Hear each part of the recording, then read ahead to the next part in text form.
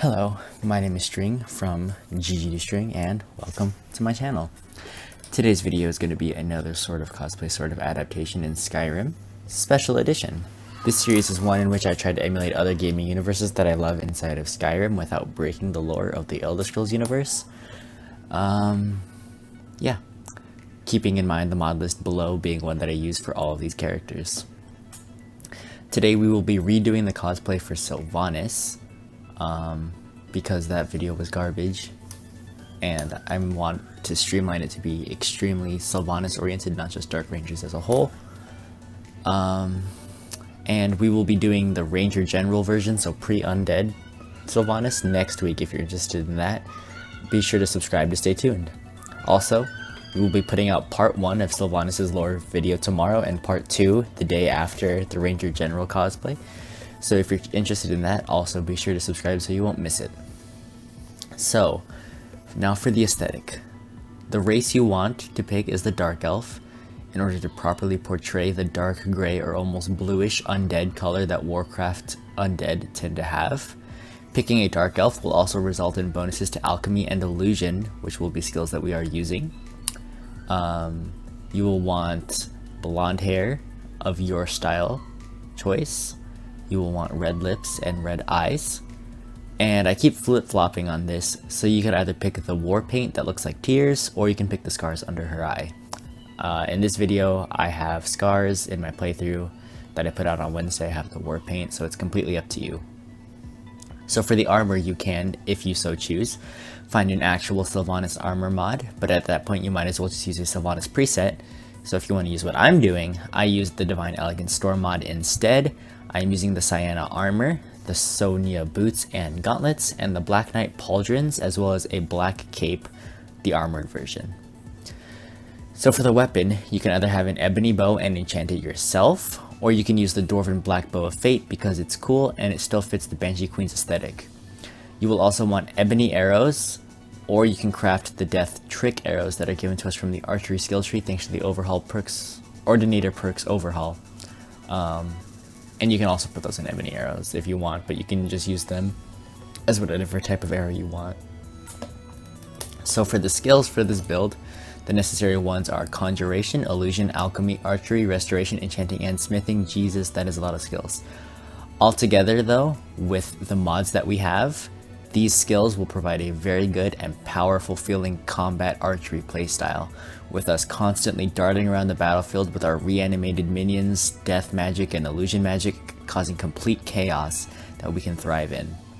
As far as spells go, you will only want to use reanimation spells from the Conjuration skill tree, as well as Muffle from the Illusion skill tree to level it up, but you can also use mind altering spells, any of them from the Illusion skill tree as well.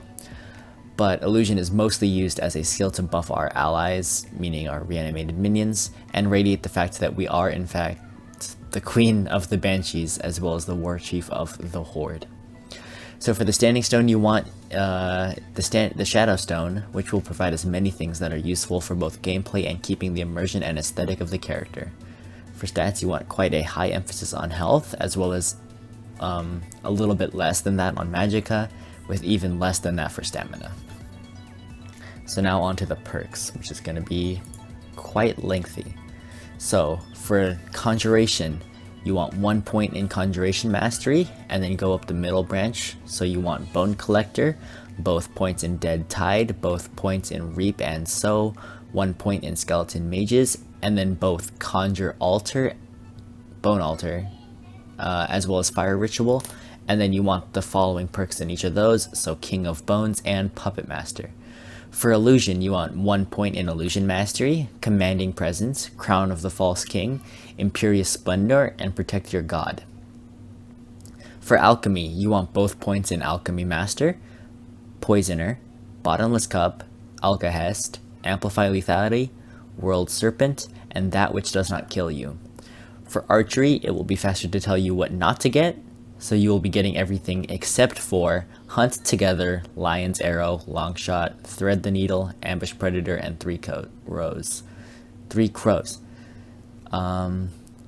So for Restoration, you want Restoration Mastery 1 of 2, Edgewalker, and Necromanticon.